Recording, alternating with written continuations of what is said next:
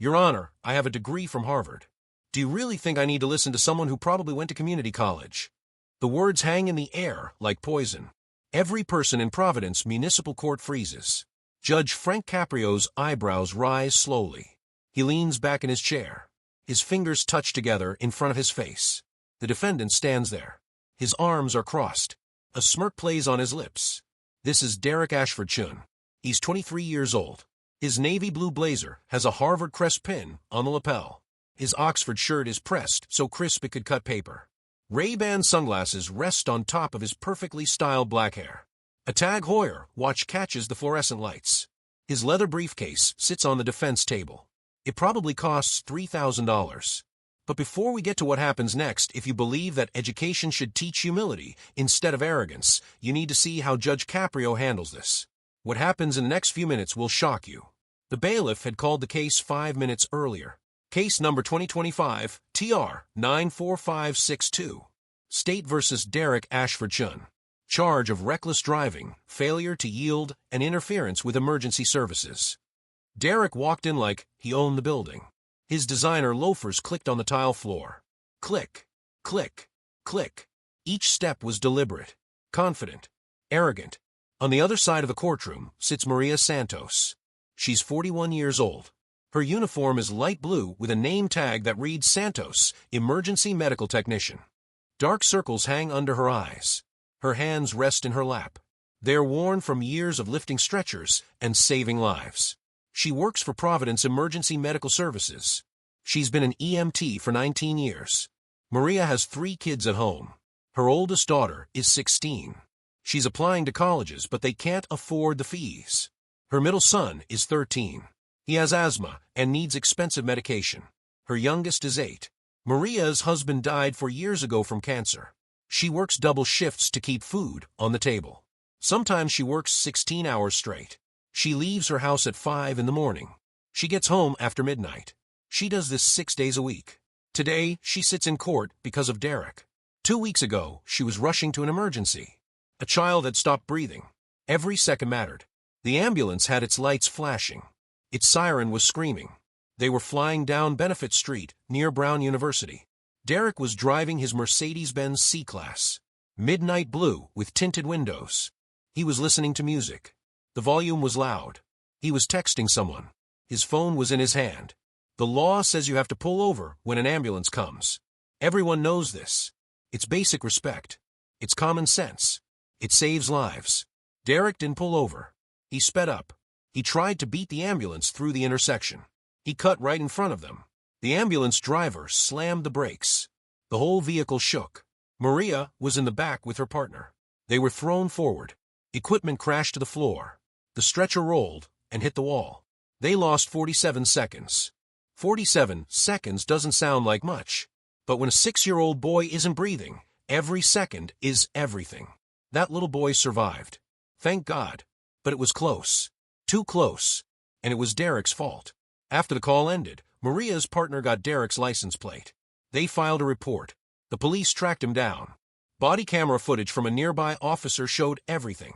Derek cutting off the ambulance. Derek speeding away. Derek laughing as he drove off.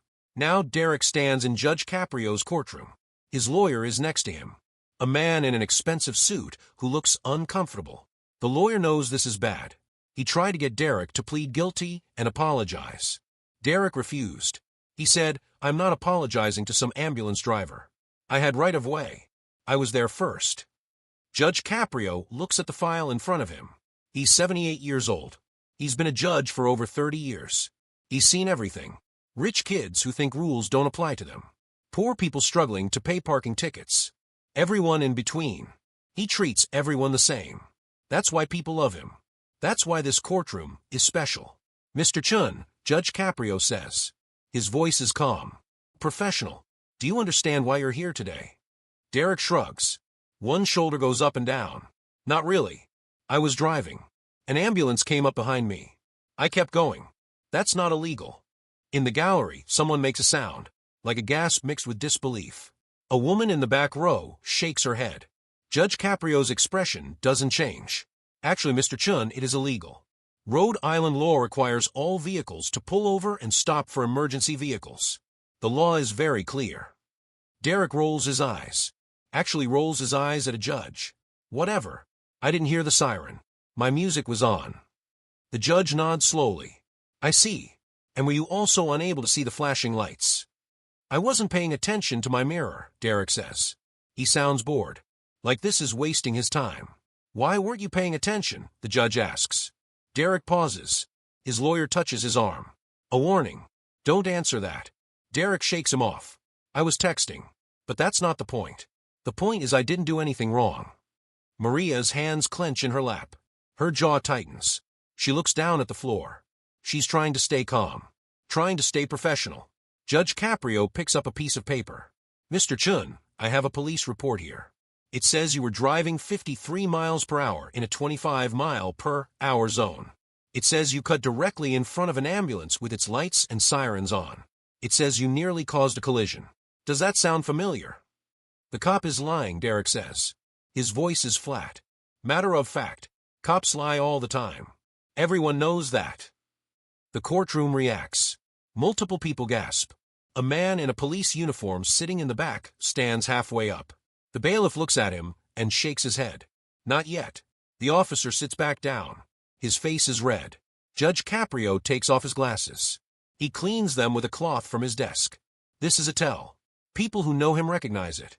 He does this when he's trying to stay patient, when he's giving someone a chance to fix their mistake.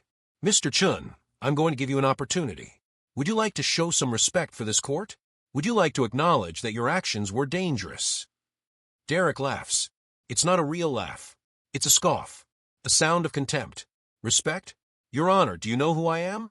I just graduated from Harvard University. I have a degree in economics from the best school in the world. I'm starting a job at Goldman Sachs in 6 weeks. My starting salary is $150,000 a year, plus bonus, plus stock options. I'm going to make more money this year than most people in this room will make in 5 years. The courtroom goes completely silent. Not a single sound. The clock on the wall ticks. Tick, tick, tick. People stare at Derek. Their mouths hang open. Judge Caprio puts his glasses back on. I see. And you believe your education and your job make you special. I believe they make me smarter than average, Derek says. I believe they prove I'm capable of making good decisions. I believe they show that I'm not some criminal who belongs in court. Maria stands up. She can't help it. That little boy almost died. Her voice cracks. Tears stream down her face. He was 6 years old. He couldn't breathe. Every second mattered. And you were too busy texting to care. Derek turns to look at her. His face shows nothing. No guilt. No shame. No empathy. That's your job. You're supposed to get there no matter what. If you can't handle traffic, find a different job. The gallery explodes. People start yelling. Are you kidding me? Someone shouts. Who raised you? Another voice calls out. The bailiff stands up. Order. We need order. Judge Caprio bangs his gavel 3 times. Bang. Bang. Bang. Everyone sit down, the judge says. His voice is louder now. Firmer. This is still a courtroom. We will have order. People slowly sit, but the anger is still there. You can feel it in the air. Heavy and thick. Judge Caprio looks at Derek. Really looks at him. Mr. Chen, let me make sure I understand. You believe that because you went to Harvard, you don't need to follow traffic laws. I didn't say that, Derek replies. But his tone says otherwise. Then what are you saying? Derek sighs, like he's explaining something to a child. I'm saying that this is blown out of proportion. I'm saying that I'm not some thug. I'm an educated person with a bright future. I made a small mistake. Everyone makes mistakes. This should be a warning at most. Maybe a small fine. Then we all move on with our lives. The judge writes something down. His pen moves across the paper. Slow and deliberate. I see. Tell me, Mr. Chen, during your time at Harvard, did you take any classes on ethics? Derek blinks. The question catches him off guard. Yeah. I took 2 ethics courses. Both as. And did those courses teach you about responsibility? About how our actions affect others? Sure, Derek says. He's getting annoyed now. You can hear it in his voice. Look, where is this going? Can we just get to the fine so I can pay it and leave? Judge Caprio sets down his pen. We'll get to the fine. But first, I want to hear from the victim. Ms. Santos, would you please approach? Maria stands. Her legs shake a little. She's not used to speaking in court. She walks to the microphone. The bailiff adjusts it down to her height. Ms. Santos, Judge Caprio says gently, "Can you tell us what happened that day? In your own words." Maria takes a deep breath. "We got the call at 2:47 in the afternoon. A mother was screaming on the phone. Her son had an allergic reaction. He ate something with peanuts. He was in anaphylactic shock. That means his throat was swelling shut. He couldn't breathe. His lips were turning blue." She pauses, wipes her eyes. "We were 6 minutes away. In emergency medicine, we have something called the golden hour. But for breathing problems, you have even less time. Maybe 10 minutes before brain damage starts. Maybe 15 before death. We were racing. Our driver, Tommy, he's been doing this for 23 years. He's the best. We were moving fast but safe. We had every right to be on that road." Derek yawns. He actually yawns. He tries to cover it, but everyone sees. Maria sees it too. Her voice gets stronger, angrier. "We were coming up Benefit Street. Our lights were on. Our siren was on. You could hear us from blocks away. We came up behind a blue Mercedes. That's his car. We needed him to pull over. Just pull to the right and stop. That's all. 5 seconds of inconvenience. That's it." Instead, he sped up. He ran a red light. He cut right in front of us at the intersection of Angel Street. Tommy had to slam the brakes. I was in the back. I was thrown into the wall. My partner hit the floor. Our equipment flew everywhere. The heart monitor crashed. The oxygen tank rolled. We had to stop and check that everything still worked. We lost time. Precious time. Her voice drops to almost a whisper. "When we got there, that little boy was unconscious. His mother was hysterical. We gave him epinephrine. That's the emergency medicine for allergic reactions. We did CPR. We got him breathing again. But it was close. So close. If we'd been 1 minute later." She doesn't finish the sentence. She doesn't need to. Judge Caprio nods. "Thank you, Ms. Santos. I know that was difficult. One more question. How many years have you been an EMT?" 19 years, Your Honor." "And in those 19 years, how many lives do you think you've saved?" Maria thinks. "I don't know exactly. Maybe 500? Maybe more? We don't always hear what happens after we leave the hospital." 500 lives, the judge repeats. He looks at Derek. "Mr. Chen, how many lives have you saved?" Derek's mouth opens, closes, opens again. "That's not a fair question." "Why not?" "Because I'm not a doctor. I'm not an EMT. That's not my job." "You're right," Judge Caprio says. "It's not your job to save lives. But it is your job to not endanger them. Do you understand the difference?" Derek shifts his weight. "I guess. You guess." The judge's voice has an edge now. "Let me be clear. Ms. Santos dedicates her life to helping others. She works double shifts. She makes about $45,000 a year. You said you'll make $150,000 in your first year. She has 3 children to support alone. She drives a 2009 Honda Civic with 180,000 miles on it. You drive a Mercedes-Benz. She was rushing to save a dying child. You were texting. And somehow, you think you're better than her." Derek's face flushes red. "I never said that. You didn't have to say it. Your actions said it. Your attitude says it. Your complete lack of remorse says it." The lawyer jumps in. "Your Honor, my client is young. He made a mistake. He's willing to accept responsibility." "Is he?" Judge Caprio looks at Derek. "Mr. Chen, are you willing to accept responsibility? Right here, right now. Tell Ms. Santos you're sorry. Tell her you understand what you did was wrong." Everyone watches Derek. This is his moment. This is his chance. All he has to do is apologize. Show some humanity. Some growth. Some shame. Derek looks at Maria. She looks back at him. Her eyes are red from crying. Her uniform has a coffee stain on the sleeve. She's exhausted. She's been fighting all day. Fighting to save lives. Fighting to pay bills. Fighting to be heard. Derek opens his mouth. "I'm sorry you feel like I did something wrong." That's not an apology. That's deflection. That's manipulation. That's privilege speaking. Maria's face crumples. She turns away. Judge Caprio's jaw clenches. "That's not an apology, Mr. Chen. That's an insult. Would you like to try again?" "Your Honor, with all respect, I don't think I should have to apologize. I think this whole thing is ridiculous. I think you're being unfair because I'm young and successful. I think you're jealous. The word jealous lands like a bomb. The gallery erupts again, this time louder. Throw him out, someone yells. Lock him up, another voice screams. The bailiff is on his feet. Judge Caprio bangs the gavel hard. 5 times. Bang, bang, bang, bang, bang. Mr. Chen, the judge says. His voice is ice cold now. Did you just accuse me of being jealous? Derek realizes he's gone too far, but his pride won't let him back down. I'm just saying, Your Honor, that maybe you don't understand what it's like to achieve at the highest level. Harvard doesn't accept just anyone. It takes intelligence. It takes work. It takes your father's donation. Judge Caprio interrupts. Derek freezes. What? The judge picks up another paper. I have here a record from Harvard University's Office of Admissions. It was sent over this morning after we made inquiries. It shows that your father, Chun Wei, donated $2.3 million to Harvard 3 months before your application was submitted. It shows that your SAT score was 1340. The average for Harvard is 1520. It shows that your high school GPA was 3.4. The average for Harvard is 4.0. It shows that you were admitted through the Z list. That means you were initially rejected but offered admission after a gap year. This is typically reserved for children of major donors.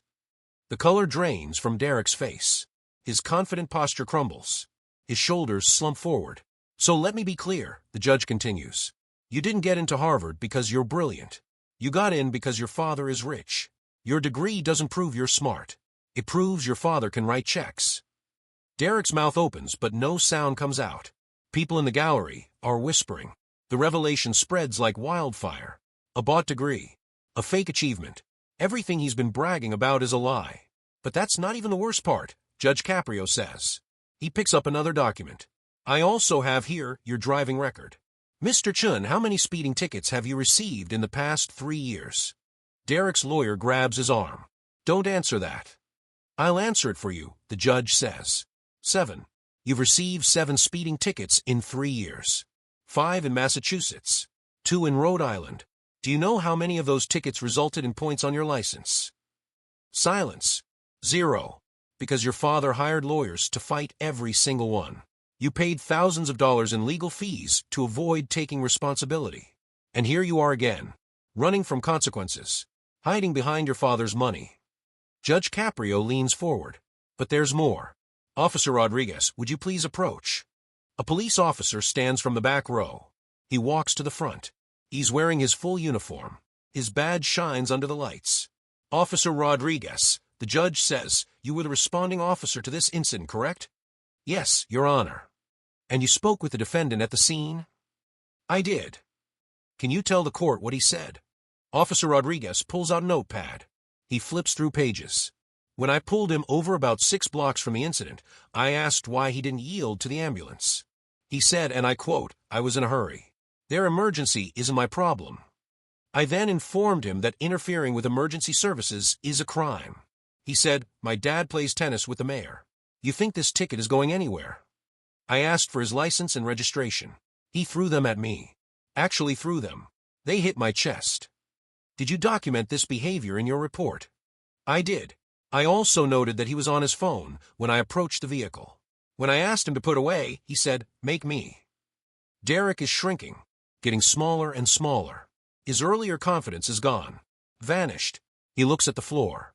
Thank you, Officer Rodriguez, Judge Caprio says. The officer returns to his seat. The judge turns back to Derek. Mr. Chen, I want to read you something. This is a text message you sent to your father 30 minutes after you were cited. We obtained these through a subpoena. Are you ready? Derek doesn't respond. Judge Caprio reads from a paper. Text message sent at 3:42 p.m. Got pulled over. Cop is on a power trip. Can you call someone? I don't have time for court. This is so beneath me. Your father responded, I'll handle it. Don't worry. You replied, thanks, Dad. These people don't understand who we are. The courtroom is dead silent. You could hear a pin drop. These people, the judge repeats.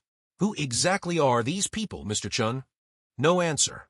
Are these people the EMTs who save lives? Are these people the police officers who keep us safe? Are these people the judges who uphold the law? Or are these people just anyone who isn't rich? Derek's eyes are wet now. He's fighting tears. His hands shake.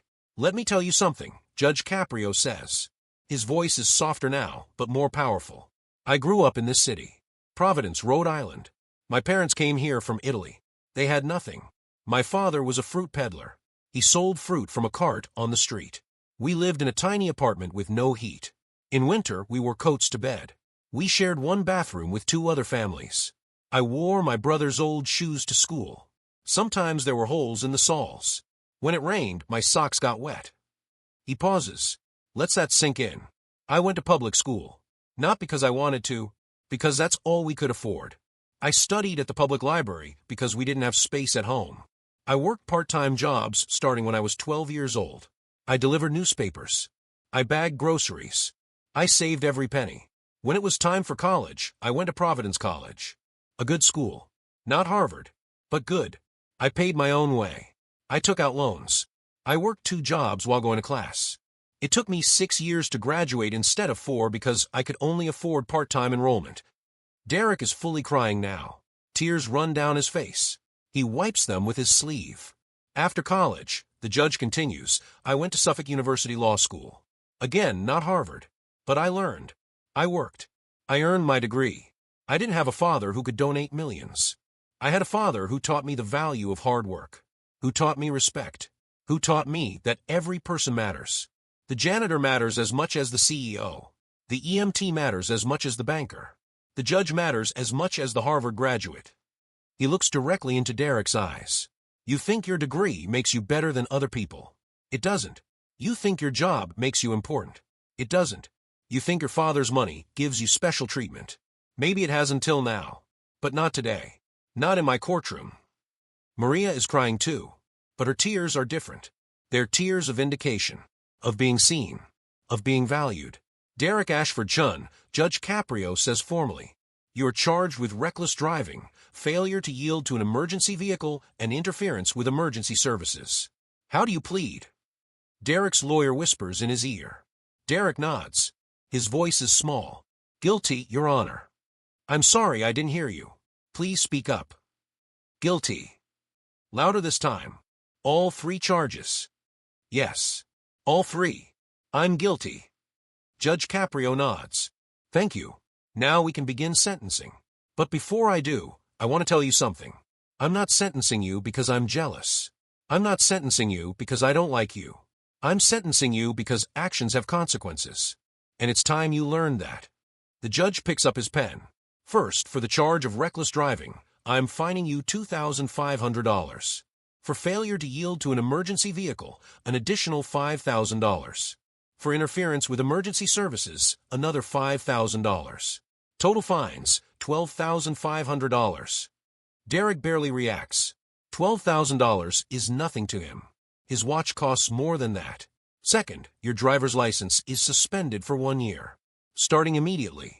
You will surrender it to the bailiff before you leave this courtroom. Now Derek reacts. A year?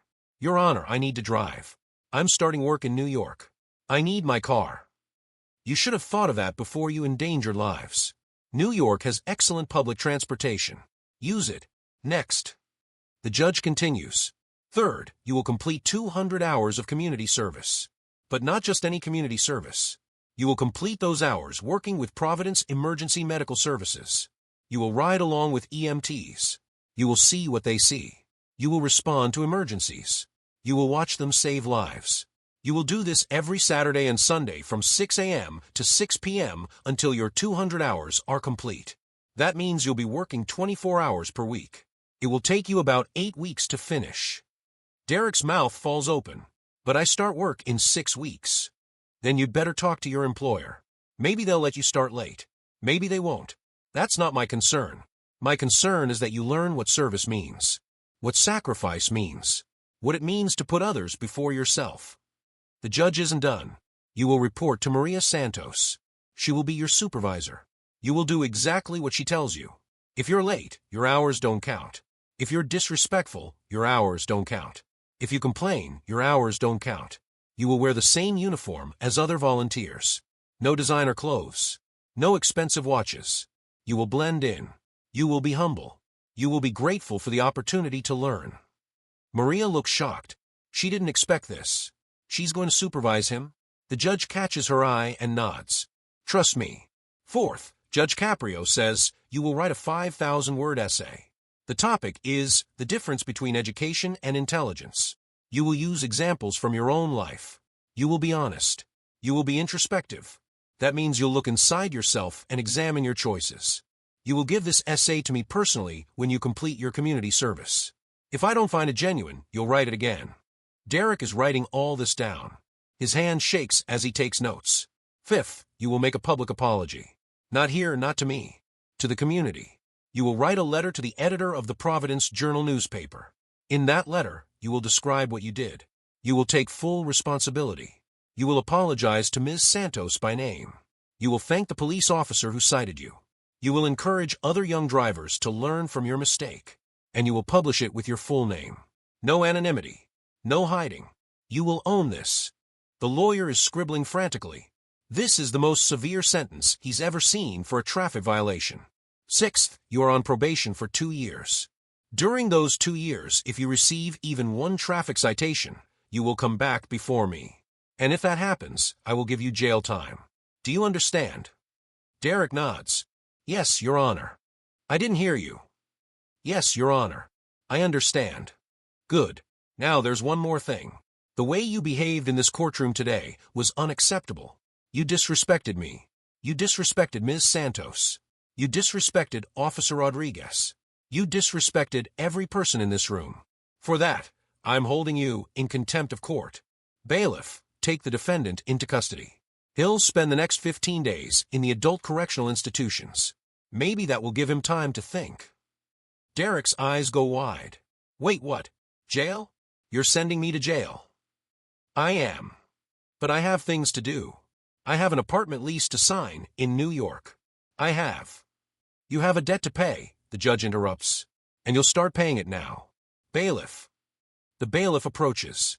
He's a large man with kind eyes. He's done this 1,000 times. He pulls out handcuffs. The metal gleams. Derek backs away. No. No, please. I'm sorry. I'm really sorry. I didn't mean any of it. Please, Your Honor. You had multiple chances to be sorry, Judge Caprio says. You chose arrogance instead. Turn around, Mr. Chen. Derek's lawyer jumps up. Your Honor, I'd like to request a stay of the contempt sentence pending appeal. Request denied. Turn around, Mr. Chen. Derek has no choice. He turns. The bailiff puts the handcuffs on his wrists. Click, click. The sound echoes through the courtroom. Derek's $3,000 watch is right next to the steel cuffs. The contrast is stark. People in the gallery watch in stunned silence. Some look satisfied. Some look sad. Everyone understands this is a moment. A line has been crossed and there's no going back. Maria covers her mouth with her hand. She's shocked but also moved. Someone finally stood up to him. Someone finally made him face consequences. The bailiff leads Derek toward the side door. It goes to the holding cells. Derek's legs barely work. He's stumbling. His designer loafers scrape on the floor. Just before he disappears through the door, Judge Caprio speaks one more time. Mr. Chen, look at me. Derek turns. His face is red and swollen from crying. Mascara isn't the only thing that runs when you cry. Pride does too.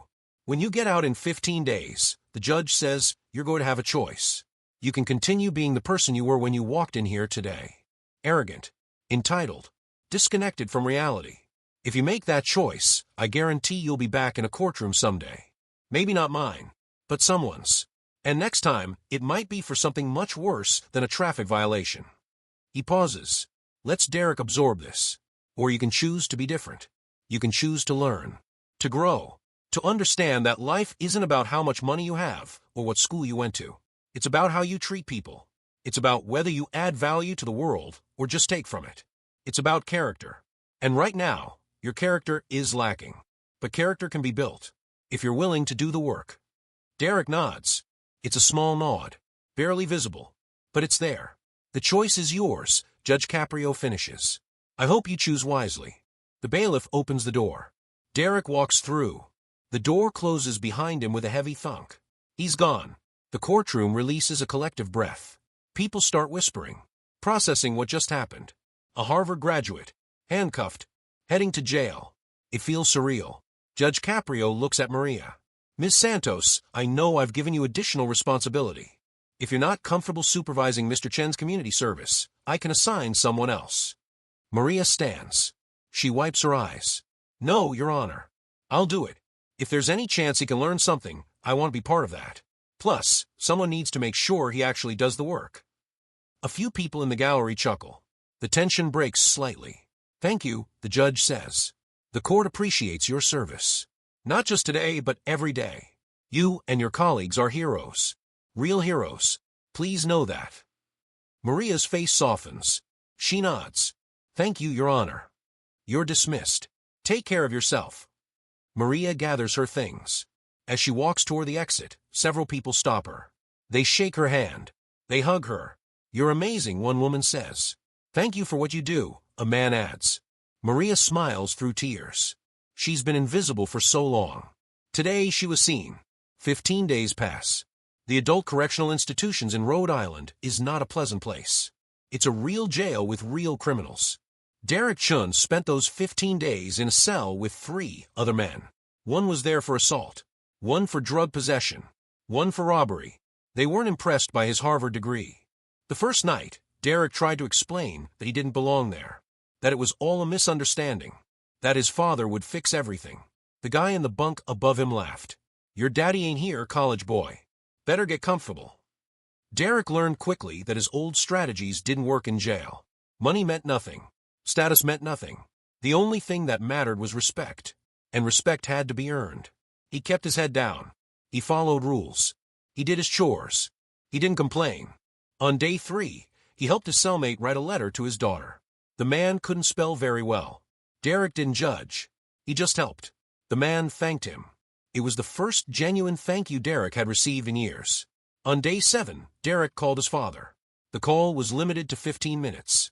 His father was furious. How dare that judge treat you like this? I'm calling everyone I know. We're going to get him removed from the bench. This is outrageous. Derek surprised himself. No, Dad. Don't call anyone. What? I deserve this. I was horrible. You didn't see how I acted. There was silence on the other end. His father didn't know what to say. His son had never talked like this before. I need to do this, Derek continued. I need to finish the sentence. I need to do the community service. I need to be better. His father hung up without another word. Derek stood holding the dead phone. He felt alone, completely alone, but also strangely free. On day 15, Derek was released. He walked out of the jail at 6 a.m. The sun was just coming up. The air smelled fresh. He stood on the sidewalk in the same clothes he'd worn into court. They were wrinkled now, dirty. His Tag Heuer watch was gone. Locked up in property. He'd get it back eventually, but right now he didn't care. His mother was waiting in a car. Not his father. His mother. She drove him home in silence. When they got to his apartment, she finally spoke. Your father is very disappointed. I know. He thinks you've embarrassed the family. I know. What do you think? Derek looked at his mother. Really looked at her. She had tears in her eyes. I think I've embarrassed myself, Mom. And I'm sorry. I'm so sorry. She hugged him. It was the first real hug they'd shared in years. Maybe ever. Then make it right, she whispered. Do what the judge said. Make it right.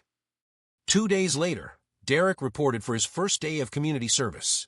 He showed up at the Providence Emergency Medical Services station at 5:45 a.m. He was 15 minutes early. He wore jeans and a plain white t-shirt. No designer clothes. No jewelry. His hair wasn't styled. He looked normal. Human. Maria was waiting for him. She had a volunteer uniform ready. A bright yellow vest with community service printed on the back. Derek put it on without complaint. Here are the rules, Maria said. Her voice was professional. Firm. You show up on time. You do what you're told. You don't talk back. You don't use your phone while we're on calls. You treat patients with respect. You treat my team with respect. If I see your attitude from the courtroom, you leave and your hours don't count. Understood? Yes, ma'am. Don't call me ma'am. Call me Maria. Yes, Maria. She studied him, trying to figure out if this was an act or if something had actually changed. She couldn't tell yet. Time would reveal the truth. Let's go, she said. We have a long day ahead. Derek followed her to the ambulance. It was a big white vehicle with red and blue stripes. Up close it was impressive. Expensive equipment. Monitors. Supplies. Everything organized perfectly. This was a mobile emergency room. Maria introduced him to her partner, Tommy. Tommy was the driver Derek had almost caused a crash. He was a big guy with gray hair and laugh lines around his eyes. He looked at Derek without emotion. "You're the Harvard kid." "Yes, sir." "You gonna be trouble?" "No, sir. I'm here to learn." Tommy grunted, not convinced but willing to give him a chance. "Hop in." They drove for 10 minutes in silence. Then the radio crackled. "Unit 17, we have a priority 1 call. 67-year-old male, chest pain, difficulty breathing.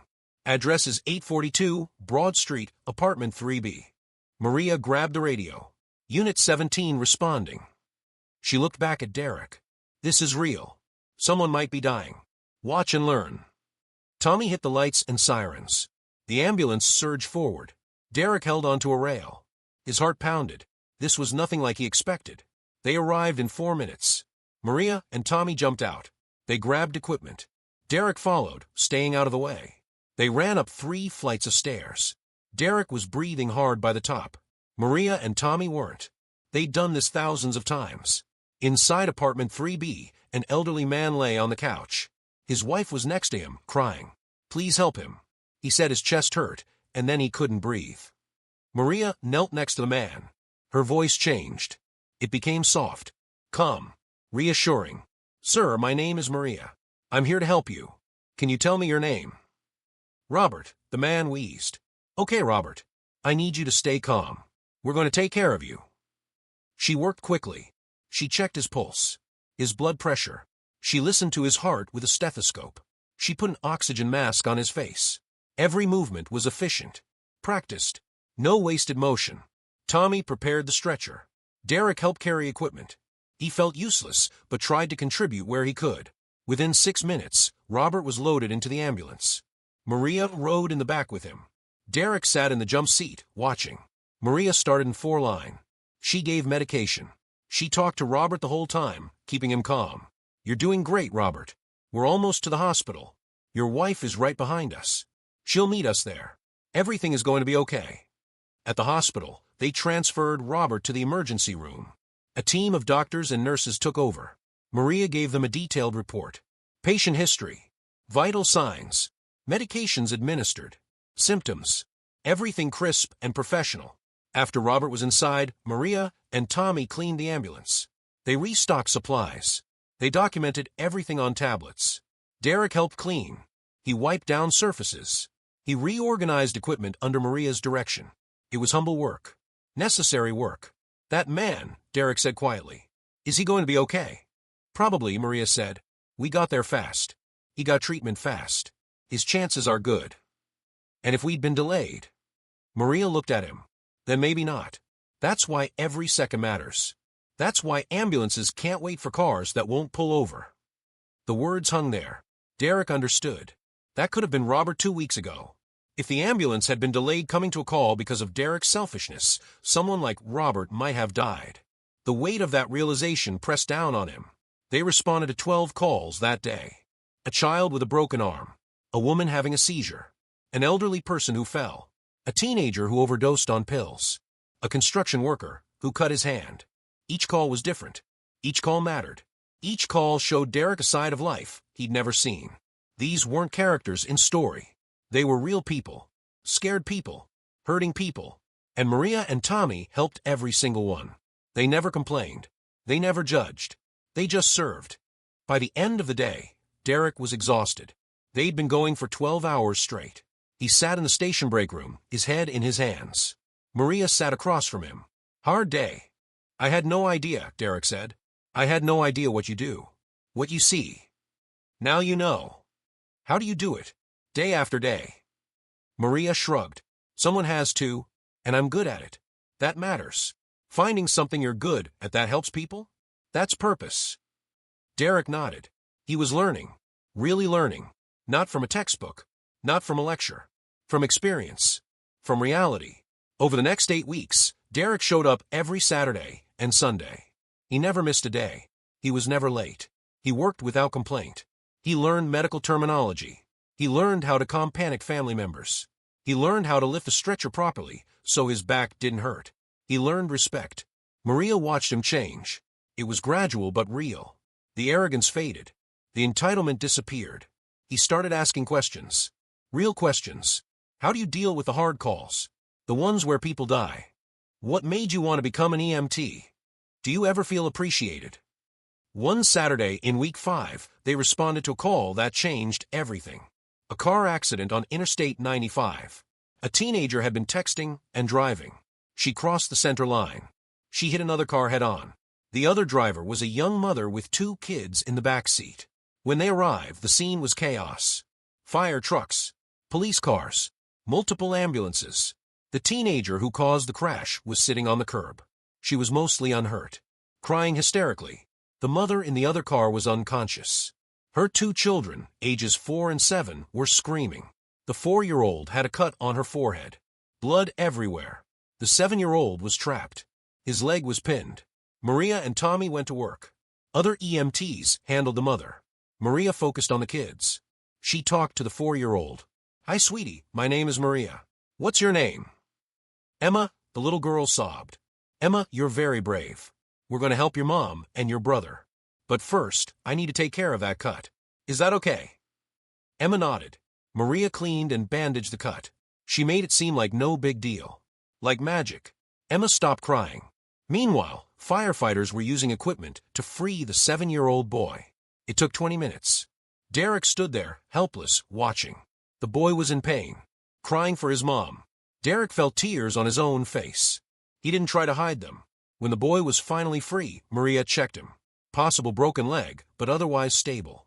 They got him on a stretcher. As they loaded him into the ambulance, he grabbed Derek's hand. "Is my mom okay?" Derek looked at Maria. She gave a tiny nod. Be honest but hopeful. Derek squeezed the boy's hand. "The doctors are taking care of her. You're going to the same hospital.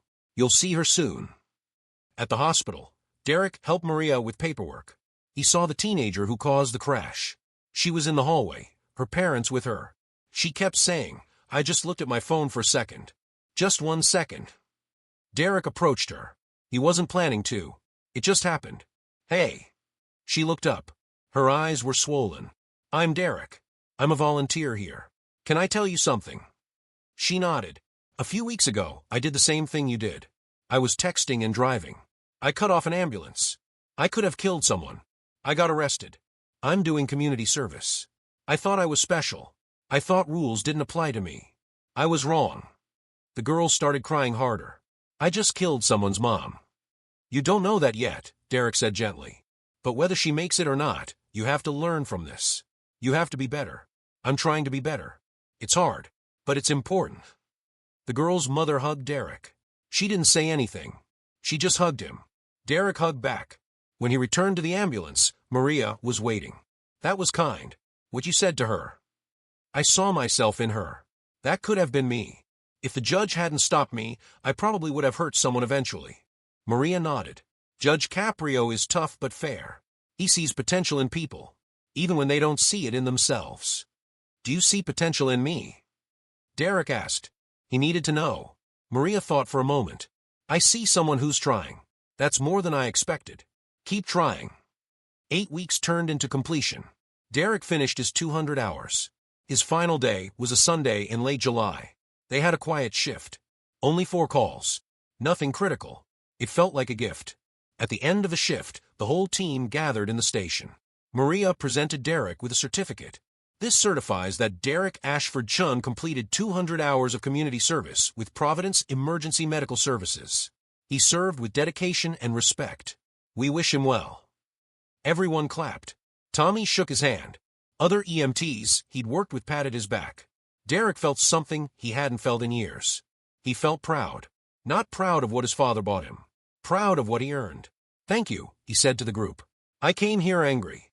I came here thinking I was better than this. Than you. I was wrong. You all are amazing. You save lives every single day, and most people never say thank you.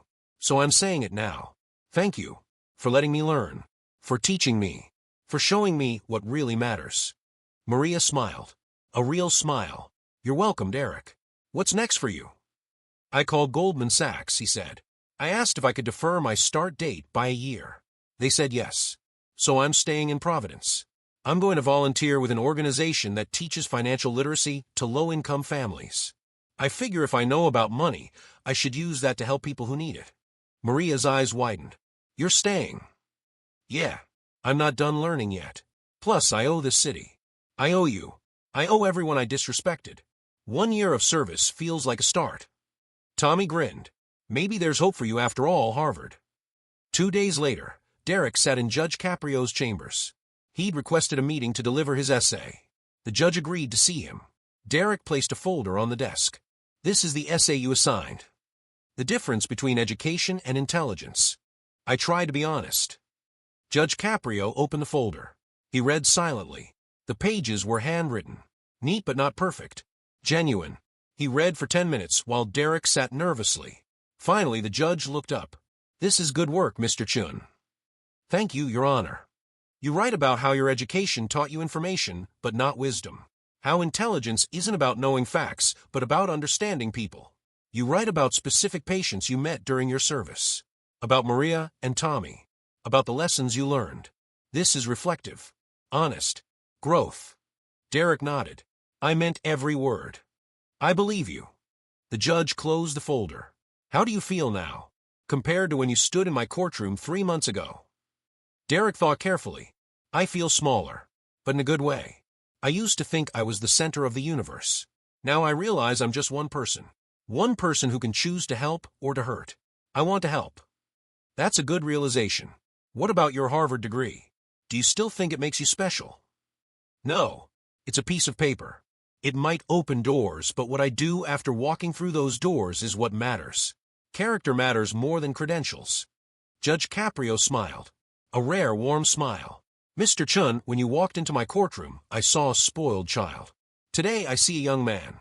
A young man who still has a lot to learn, but who's willing to learn it. That makes all the difference. Thank you, Your Honor. That means a lot. I'm reducing your probation from 2 years to 1 year. You've earned that. Stay out of trouble. Keep volunteering. Keep growing. Make me proud. Derek stood. He extended his hand. Judge Caprio shook it, firm and respectful. As Derek turned to leave, the judge spoke once more. Mr. Chen, one last thing. Your father called me. Derek froze. He did. He wanted to complain about my sentence. He threatened to sue me. He said I was too harsh. Derek's heart sank. Your Honor, I'm so sorry. I didn't ask him to. The judge held up a hand. I told him I don't respond well to threats. I told him that if he'd spent as much time teaching you values as he spent buying you privileges, we wouldn't have needed this conversation. Then I hung up. Derek didn't know whether to laugh or cry. He did both. I'm working on my relationship with my dad. It's complicated. Family usually is. But remember, you're an adult now. You make your own choices. Don't let anyone else make them for you. Not me. Not your father. Not anyone. I won't, Your Honor. I promise. 6 months later, Derek's story appeared in the Providence Journal. But wasn't just his story. It was Maria's story too. And Judge Caprio's. And the story of a justice system that sometimes, not always, but sometimes actually works. The article was titled From Harvard to Humility, One Man's Journey Through Justice. It detailed the case, Derek's behavior, the judge's sentence, Derek's transformation, his decision to stay in Providence and serve. The article went viral, not because people love to see someone punished, but because people love to see someone change. Real change. Authentic growth. Derek did interviews. He talked openly about his privilege, his mistakes, his learning. He became an advocate for restorative justice programs. He gave speeches at high schools about the dangers of texting and driving. He raised money for EMT organizations. Maria was promoted to training coordinator for Providence EMS. In her new role, she developed a community outreach program. She trained dozens of volunteers. She built partnerships with schools. She became a local hero, finally recognized for everything she always was. Judge Caprio continued doing what he always did, treating everyone fairly, rich or poor, educated or not. Everyone got the same respect. Everyone got the same justice. His courtroom remained a place where character mattered more than credentials. 3 years later, Derek applied to law school. Not Harvard Law. He didn't want the family legacy. He wanted to earn it himself. He applied to Suffolk University Law School, the same school Judge Caprio attended. He wrote in his application essay about his journey, about privilege and justice and transformation, about Maria and Tommy and a judge who cared enough to be strict. He was accepted. Full scholarship based on merit and community service. On his first day, he texted Maria, starting law school today. Never would have made it here without you. Thank you for believing I could change.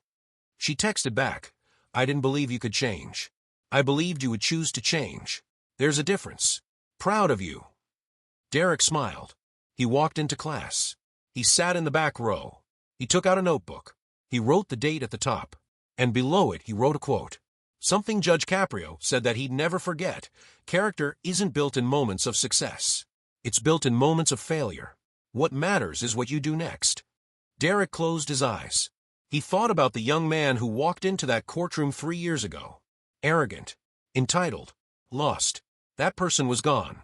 In his place was someone who understood that education without compassion is just information. That intelligence without empathy is just calculation. That privilege without responsibility is just luck. He opened his eyes. The professor was talking about the foundations of law, about justice and fairness and equality. Derek listened, really listened. He took notes. He raised his hand. He participated. He learned. Because that's what the best education teaches you. Not that you know everything, but that you have so much more to learn. 5 years after that day in court, Derek graduated from law school. He passed the bar exam on his first try. He had job offers from big firms. They wanted him. They offered big salaries, corner offices, partnership tracks. He turned them all down. Instead, he took a job with Rhode Island Legal Services, a nonprofit that provides free legal help to low-income families. His salary was $52,000 a year, less than a third of what he could have made. But he didn't care about the money anymore. His first client was a single mother facing eviction. Her landlord was trying to kick her out illegally. She couldn't afford a lawyer. She was terrified. She sat in Derek's small office and cried, I have nowhere to go. My kids and I will be on the street. Derek looked at her. He saw Maria. He saw every struggling person he'd met during his community service. He saw himself, humbled and human. We're going to fight this, he said. You have rights. I'm going to make sure they're protected. I promise. He kept that promise. He won the case. The mother kept her home. She hugged Derek in the courthouse hallway. Thank you. Thank you so much. You saved us. Derek thought about those words. You saved us. The same words he'd heard Maria say to patients. The same words that used to mean nothing to him. Now they meant everything. On the 10th anniversary of his court date, Derek visited Judge Caprio. The judge was 88 now. Retired but still sharp. Still wise. They met for coffee. How are you, Mr. Chen? The judge asked. Happy, Derek said. Actually happy. Not rich happy. Not successful happy. Just content. I help people.